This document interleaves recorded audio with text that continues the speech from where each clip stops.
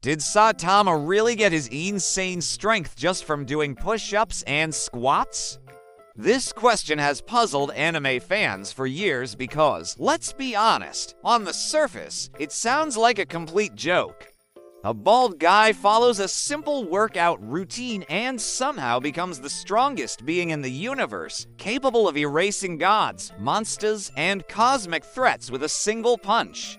But here's the thing, One Punch Man is way smarter than people give it credit for, and Saitama's power isn't just random, comedic nonsense. There's a real, logical explanation behind it, and once you understand it, you'll realize Saitama might be one of the most terrifying characters ever written.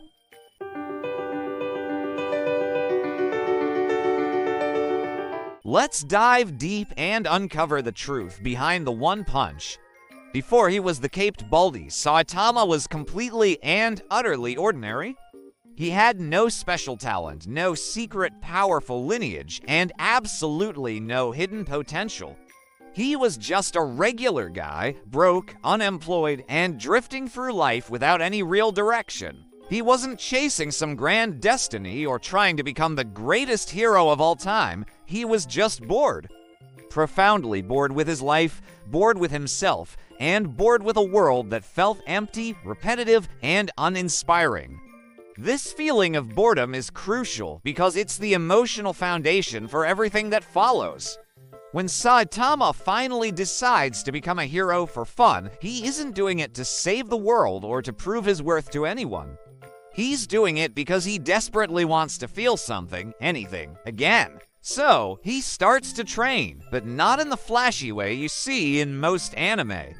There's no wise old mentor, no ancient, forgotten techniques, no magical power-ups.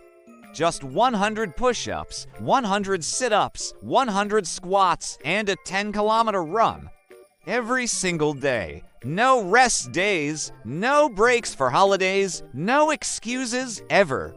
At the beginning, this routine nearly kills him. His muscles tear, his joints scream in agony, and he even starts coughing up blood. His body is constantly breaking down, pushed to its absolute breaking point. His hair starts falling out in clumps. In those early days, he actually feels weaker than before he started. But he keeps going anyway. He doesn't stop.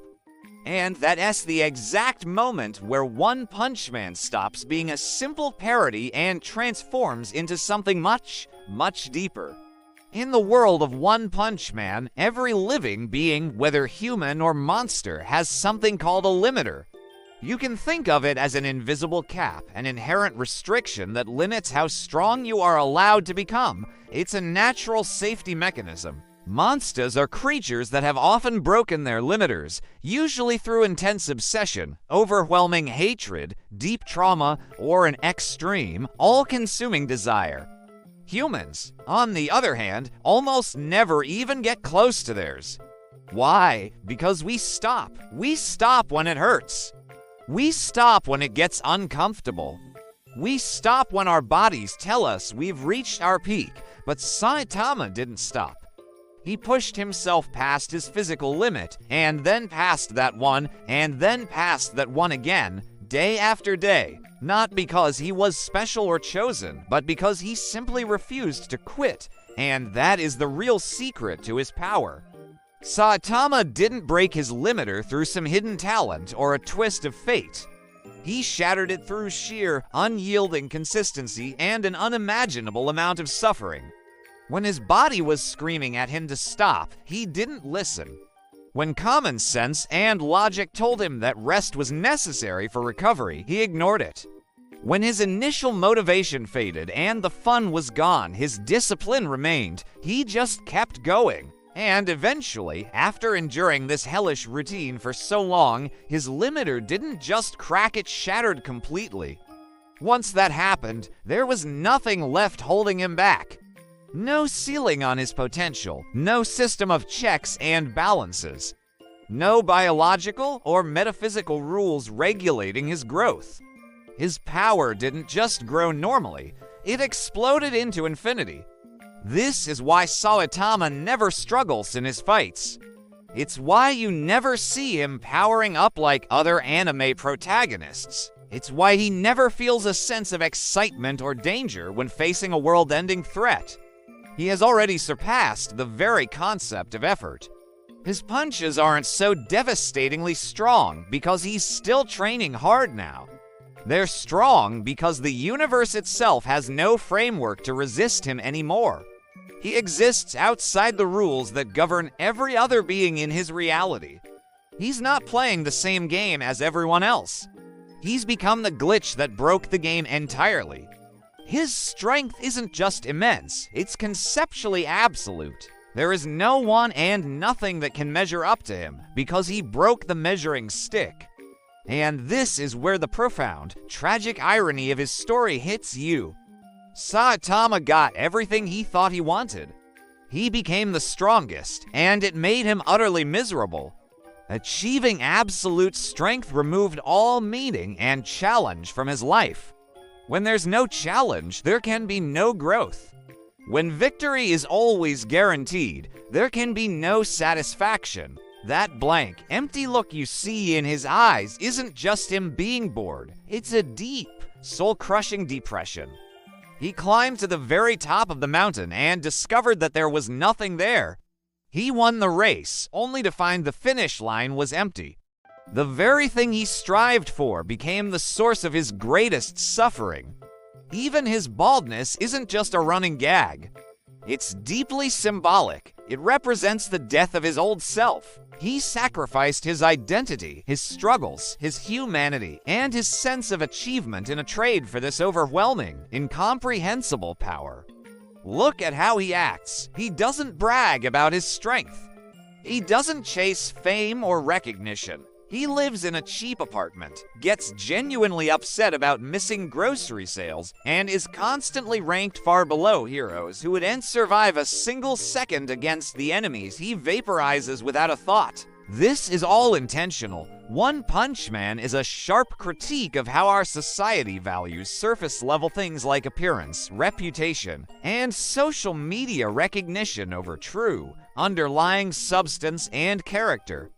Characters like his cyborg disciple, Genos, exist to provide a perfect contrast to Saitama. Genos firmly believes that gaining more strength will solve all of his problems. He worships Saitama because, in his eyes, Saitama's power must equal a deep sense of purpose and fulfillment. But Saitama knows the truth. Power didn't save him from his emptiness. It was the direct cause of it. That's why Saitama is so calm and detached. It's why he never seems impressed by god-level threats or incredible displays of power from others. He's already seen what lies at the end of that road, and he knows it's a hollow victory. He paid the ultimate price for his strength long before the story even began. So, to answer our initial question, no, Saitama didn't gain his insane strength just because push-ups and squats are magically effective in his universe. He gained it because he did something no one else was willing or able to do. He endured beyond all reason. He kept going long after any visible progress had stopped. He chose relentless discipline over fleeting motivation and brutal consistency over the comfort of rest. That unwavering, almost inhuman willpower is what shattered his limiter, and that's what makes him so terrifying. Not just because he's strong, but because his existence proves that the limits we place on ourselves might not be as real as we think they are. Ultimately, One Punch Man isn't really a story about becoming powerful. It's a story about what happens after you already are. And Saitama is the living, breathing answer to a very scary question. What happens when an ordinary, unremarkable human being refuses to stop pushing forward, no matter the cost to their body, their mind, or their soul? The answer is something beyond a hero, beyond a monster, something that defies the very laws of reality.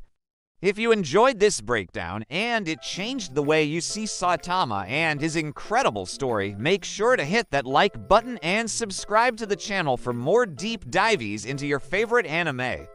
Thanks for watching, and I'll see you in the next one.